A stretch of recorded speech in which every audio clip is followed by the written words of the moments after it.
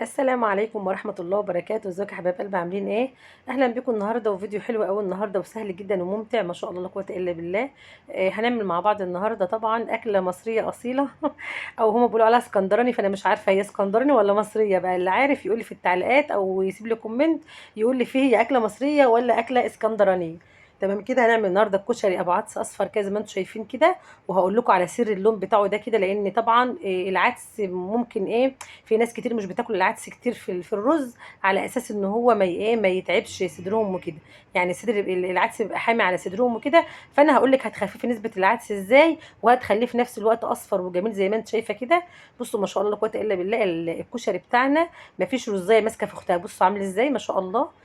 بصوا هقول لكم على السر بقى في الحاجات دي كلها. بس تابعوا معايا الفيديو هتعرفوا تعملوا احلى شويه كشري. شوفوا عاملين ازاي. الرز بتاعنا ما شاء الله لا قوه الا بالله، عماله بفرطه كده. انا عايزه بصوا اجيب طبق تاني واعمل لكم فيه كده والمه لكم تاني. ما شاء الله جميل قوي. عندكم كده زي ما انتم شايفين كده. بصوا بقى عملنا معاه طبعا بطاطس وعملنا الطماطم المخلله دي، هوريها لكم برده في الفيديو. تابعوني هتعرفوا ان شاء الله باذن الله انا خللتها ازاي. وطبعا وعملنا بدنجان كده زي ما انتم شايفين. يلا نبدأ ونقول بسم الله الرحمن الرحيم ونسمع على رسول الله ونقول بسم الله. اول حاجه انا جبت كوبايه كوبايه عدس صغيره وعليها كوبايتين من الرز. زي ما انتم شايفين كده العدس بتاعنا قليل خالص مش كتير، عشان في ناس بتبقى تتعب منه وبيبقى يحمي على صدرها وكده. فعملت العدس قليل خالص. بس ازاي الرز اصفر بقى، دي بقى انا هقول لكم عليها في الفيديو باذن الله. تابعوني بقى عشان تعرفوا ايه اللي انا عملته. ودول شويه شعريه كده برضو هحمرهم كده ان شاء الله باذن الله. نشوف مع بعض ونقول بسم الله الرحمن الرحيم تاني كده، ونبدا بقى نحط الحله بتاعتنا على البوتاجاز. ونحط معاها ايه بقى. اول حاجه هنعمل زي ما انتم شايفين كده، الزيت بتاعي كده احط معلقتين 3 زيت كده او زبده لو انت عايزه براحتك خالص. بعد كده هبتدي ان انا انزل معاها الشعريه بتاعتي عشان احمرها. يعني الشعريه بتاعتك لما تتحمر كده وتحطها على الرز، يا جماله بقى وريحته. بتلاقي ريحه الرز اصلا او الكشري جميل جدا. الشعريه بتخلي ريحته حلوه قوي قوي لما بتتحمر كده، بتبقى ريحتها جميله جدا. زي ما انتم شايفين كده. طبعا خلي بالك وايدك دايما الشعريه وهي بتتحمر، او لو بتحمري مثلا مكرونه او اي حاجه دي، لان بتتحمر بسهوله، يعني بتتحمر بسرعه يعني. زي ما انتم شايفين كده اهو. بدات ان انا اقلبها وايدي فيها على طول عشان تاخد كل الشعريه، تاخد لون واحد، ما تبقاش واحده حمراء وواحده لا. زي ما انتم شايفين كده بقى. دي بقى اللون اللي انا عايزاه اهو، هوريه لكم دلوقتي. بصوا ده اللون بقى اللي انا عايزاه. هي دي درجه اللون اللي انا عايزاها اهي. بصوا ما شاء الله لونها احمر كده، مش محروقه ولا هي بيضه. بصوا بقى ده بقى السر اللي يخلي العدس بتاعك يفضل مفلفل زي ما انا وريت لكم كده في بدايه الفيديو. ان انت بتديله التشويحه دي كده مع الزيت كده، بتحسي ان الرزايه كلها بتتغلف من الزيت، من الماده الدهنيه بتاعتك اللي انت حطاها. بصي بقى كده عمر الرز بتاعك ما يعجن منك ابدا. بصي بقى لما انت عملتيه كده اهو. بعد كده بقى هجيب ايه بقى السر بتاعنا بقى اللي خلى اللون بتاع الرز اصفر زي ما انتم شفتوه كده في بدايه الفيديو. وهو ايه يا جماعه؟ هي سنه الكركم الصغيره دي، يعني معلقه صغيره كده من الكركم اهي. وعن طبعا معلقه من الكمون، وعندي معلقه من الملح. تمام كده اهو. لو انت حابه تحطي فلفل اسمر او شطه حطي، بس انا بقى يعني بفضل ان انا احط معلقه كمون صغيره كده معاه. بتديه طعم جميل جدا، وبيبقى ريحه العدس بتاعنا او الكشري بتاعنا بتبقى جميله جدا. بصوا بقى. بعد كده هبتدي ان انا احط الميه بتاعتي. طبعا كل واحد الرز بتاعه على حسب ما بياخد الميه بتاعته. يعني في رز لو زودت له الميه شويه بيعجن، رز لو لازم تقللوا له الميه. طبعا انت بتبقى عارفه بقى طبخ الرز بتاعك وبتبقى عارفاه. لو انت مثلا اول مره تطبخوا رز او تعملوا رز ومش عارفه ده ميته كتيره او قليله، قللي الرز، قللي الميه بتاعه الرز بتاعتك وشوفي تابعيه. لو احتاج ميه تاني حطي له، هو لسه في هو لسه في الميه بتاعته. اول ما يغلي كده وتحس ان هو محتاج ميه، حطي له ميه تاني. تمام. زي ما انتم شايفين كده ما شاء الله لا قوه الا بالله كده. هبتدي بقى احط الرز بتاعي ده على البوتاجاز.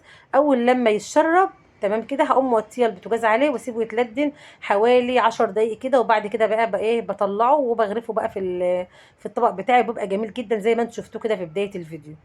طبعا دي الطماطم المخلله. انا عايزه اقول لكم الطماطم دي بتبقى مع الكشري رهيبه، بتبقى طعمها حلو قوي قوي قوي، احسن من السلطه كمان. يعني انت مش هتحتاجي تعملي سلطه لو انت عملت الطماطم المخلله دي. بصوا زي ما احنا شايفين كده، بجيب الطماطميه كده وببتدي ان انا احوش العلق بتاعها اللي فوق اللي هو الاخضر ده. وببتدي ان انا اقطعها زي ما انتم شايفين كده ل8 قطع كده او اكتر او اقل، على حسب حجم الطماطميه معاكي او حسب حجم الطماطميه معاكي. ايوه. بعد كده بقى بصوا اهو زي ما انتم شايفين كده، هقطعتها وهقطع دي كمان. لو وصلت معايا هنا بقى يا ريت ما تنسوش في اللايك والشير بقى، وتصلي على الرسول كده في الكومنتات يا حبيبه قلبي.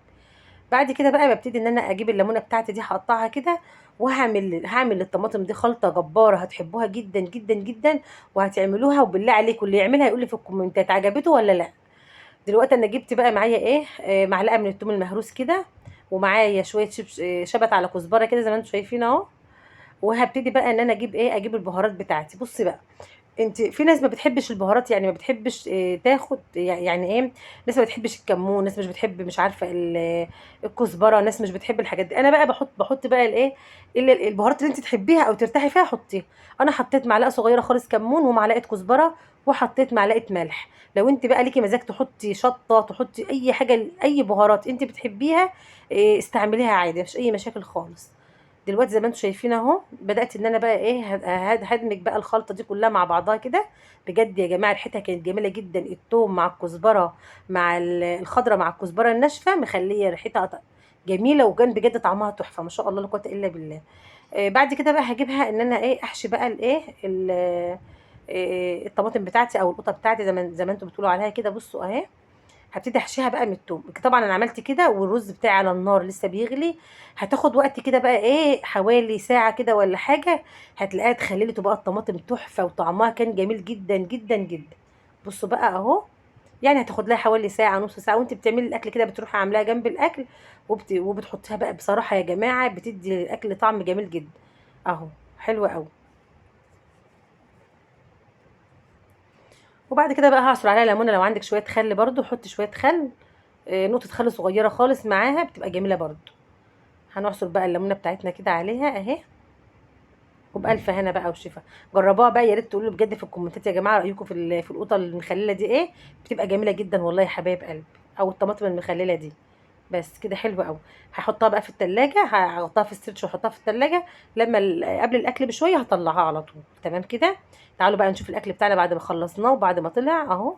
شايفين ما شاء الله لا قوه الا بالله، جميل جدا جدا جدا. وده الفينش النهائي بتاعنا بقى اهو. لو عجبكم الفيديو بتاعنا ما تنسوش في اللايك والشير، والسلام عليكم ورحمه الله وبركاته.